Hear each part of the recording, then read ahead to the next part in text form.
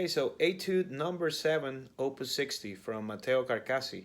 This etude is in A minor, and it's a great workout for your right hand. Okay, features a few arpeggio patterns, but especially the pima or tremolo pattern, which is bass pattern with the thumb, and then repeating ring, middle, and index on the same string, as such.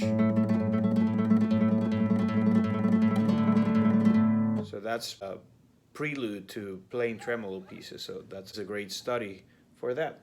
So on the first measure, we start like this.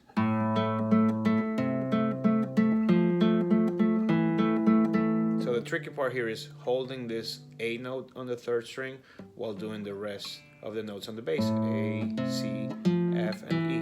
So that might be tricky.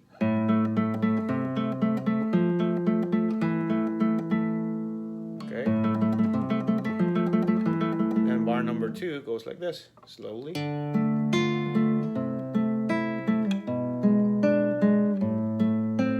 So we break out of that tremolo pattern for this. And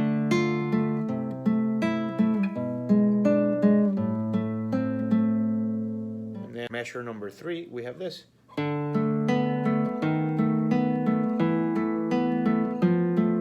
So again, we have to hold this A note here while we have a little chromatic motion on the 4th string. D, D sharp, E, and F. So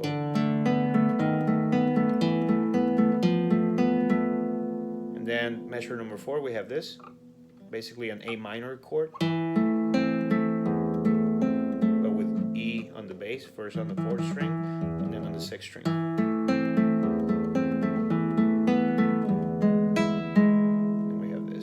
So that's measure 1 through 4. Together, slowly sounds like this.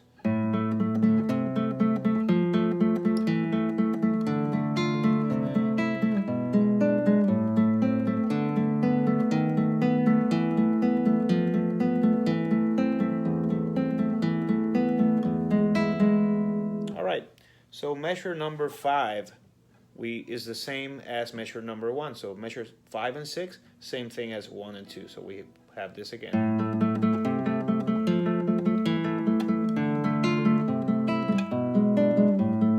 Okay, so nothing new there. And then on measure number 7, we have this.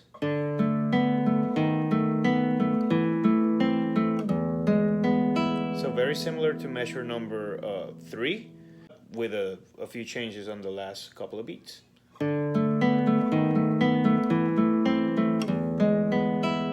And then we have this finishing arpeggio on measure number 8. See, so we have to do an A minor, and then F, slur to E, open E, or pull off to open E, D sharp, open, and finish with the A. I usually add a little vibrato here. Okay, so that's the first section. And then we kind of move on to C major. And then we have this.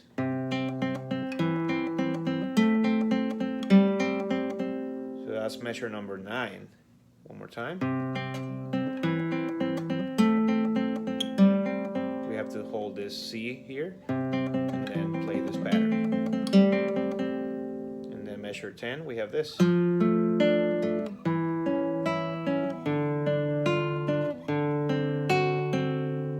Time slowly.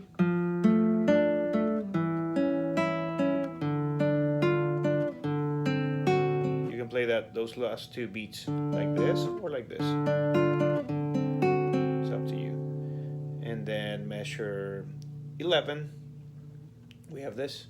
12, measure 12.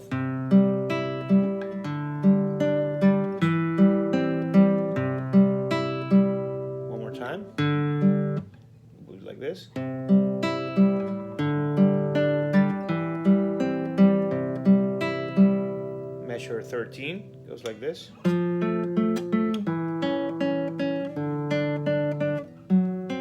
Tricky position change here. We have a little tricky fingering here. Pinky on the 4th fret of the 4th string, and while holding C on the 1st fret of the 2nd string. Okay, so basically, one more time will be like this. And then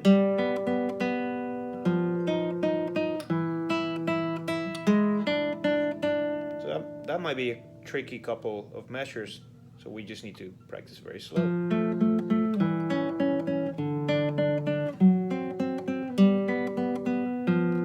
and 4 here.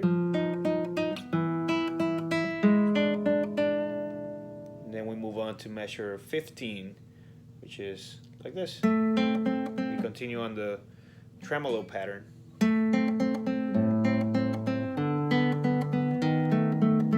And here's where we have a little tricky run. We go like this.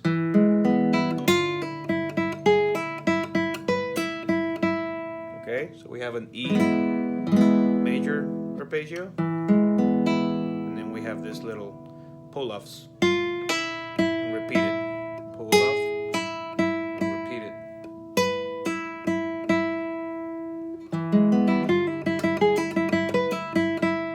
So just practice slow that section. I like to use a rest stroke here.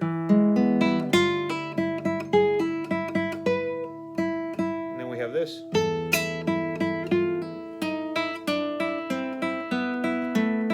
That's measure 17. Like this, slowly. So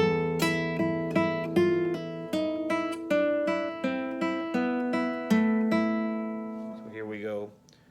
Thumb and then open string on the 1st string. Like the thumb and middle.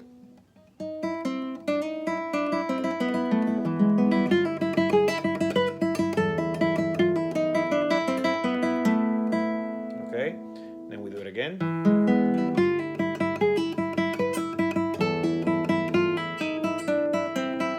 It's measure 19. And then we have this.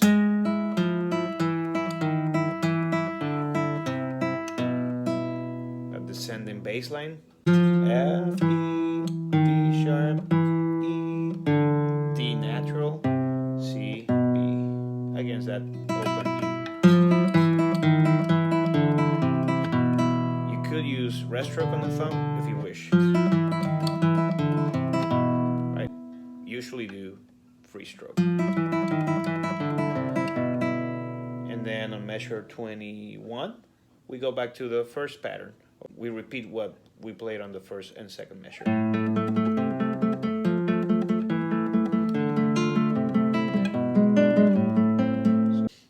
But now measure 23, we have to play this half bar here on the 3rd fret, like this.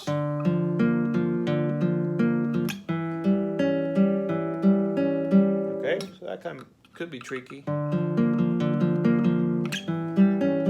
This. In 24, we have this. Tricky change here. We're playing this position right here. Finger 3, 2, and 4. We have to stretch and do this with our pinky. So I usually rotate my elbow inside a little bit to make this position easier. Okay. We have this. And the last 4 measures go like this.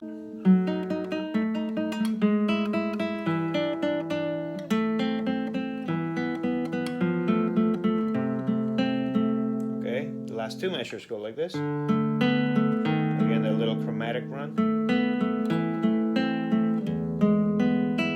And the finishing arpeggio to A minor with the slur.